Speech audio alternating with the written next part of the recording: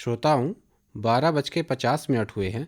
ये समय है कार्यक्रम रीवा डायरी का, जिसमें आप सुनेंगे बीते दिन यानी कि 20 अप्रैल 2020 की प्रमुख स्थानीय सूचनाएं एवं जानकारियां, जो कि संभागीय जनसंपर्क कार्यालय रीवा मध्य प्रदेश द्वारा प्रदत्त हैं। कलेक्टर श्री कुर्रे ने 21 अप्रैल से 3 मई तक आवश्यक सेवाओं को लॉकडाउन से मुक्त करने का आदेश जारी किया। जिला आपदा प्रबंधन समिति की बैठक संपन्न।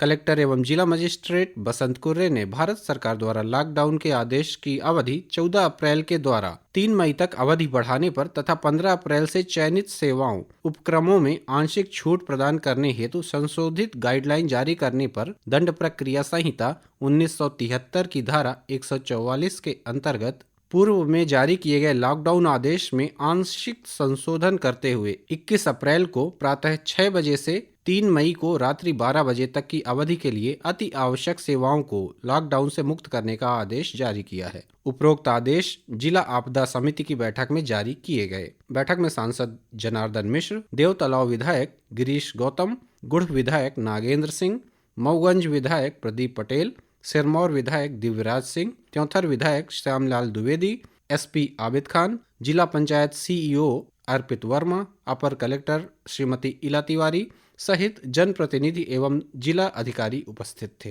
कलेक्टर ने बताया कि लॉकडाउन की अवधि के विस्तार के साथ 3 मई तक जिले में उपरोक्त गतिविधियां पूर्व की भांति प्रतिबंधित की गई हैं। उन्होंने बताया कि सुरक्षा सेवाओं को छोड़कर समस्त सार्वजनिक यातायात सेवाएं और सार्वजनिक परिवहन के लिए बसें, चिकित्सकीय कारणों या दी गई अनुमति गतिविधियों को छोड़कर व्यक्तियों का अंतर जिला और अंतर राज्य आवागमन, जिले की समस्त school, college, coaching centre, tuition class बंद रहेंगे। दी गई अनुमति को छोड़कर समस्त औद्योगिक एवं व्यावसायिक गतिविधियां पूर्णतः बंद रहेंगी। विशेष कारणों से आतिथ्य सेवाओं के अलावा अन्य आतिथ्य सेवाएं प्रतिबंधित रहेंगी।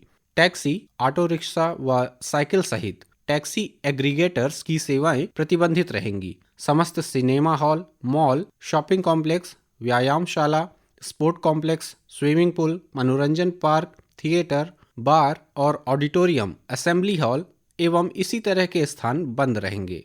सभी प्रकार के सामाजिक, सांस्कृतिक, राजनीतिक, खेल, मनोरंजन, अकादमिक, धार्मिक समारोह एवं अन्य एकत्रीकरण प्रतिबंधित रहेंगे।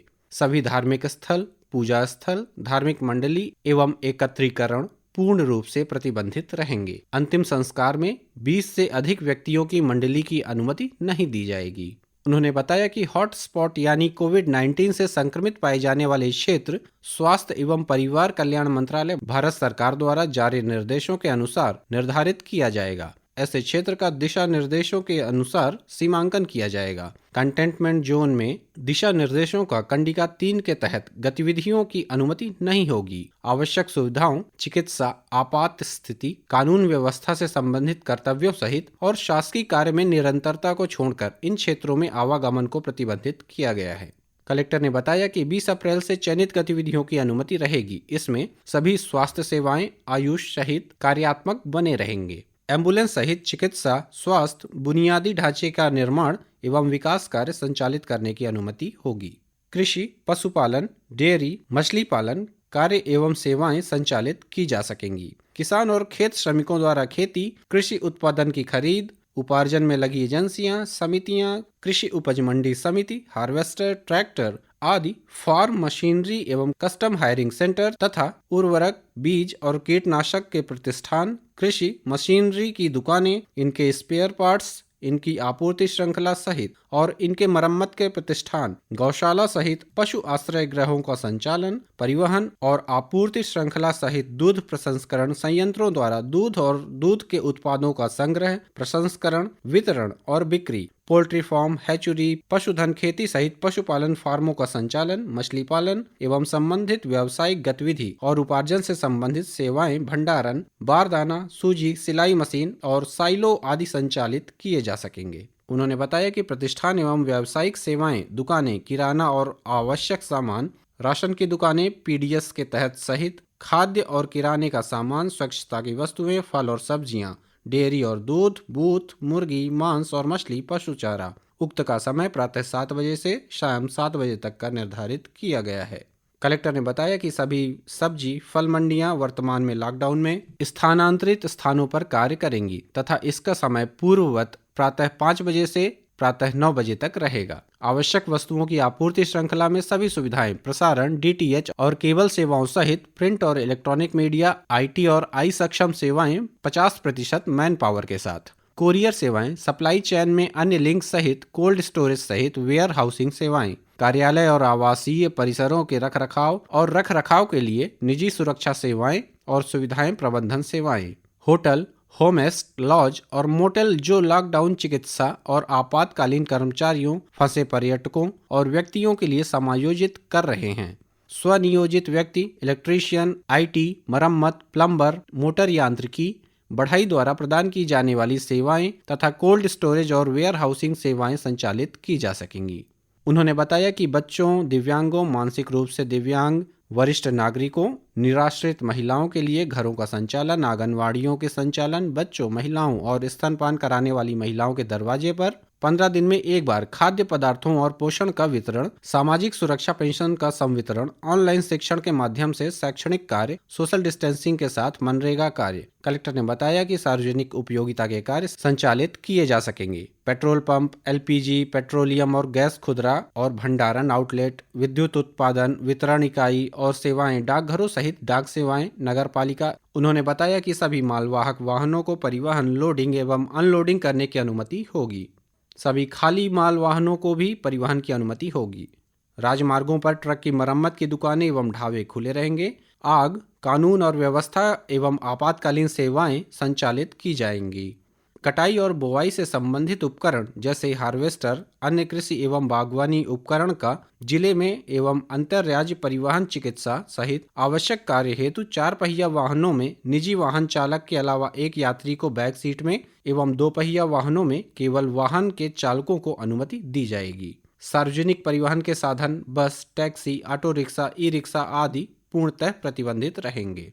मेडिकल आपातकाल एवं मृत्यु के मामलों में शासन के नियमानुसार पास के साथ छूट है। सभी प्रकार के निजी कारणों से होने वाले अंतरजिला एवं अंतरराज्यीय परिवहन प्रतिबंधित रहेंगे।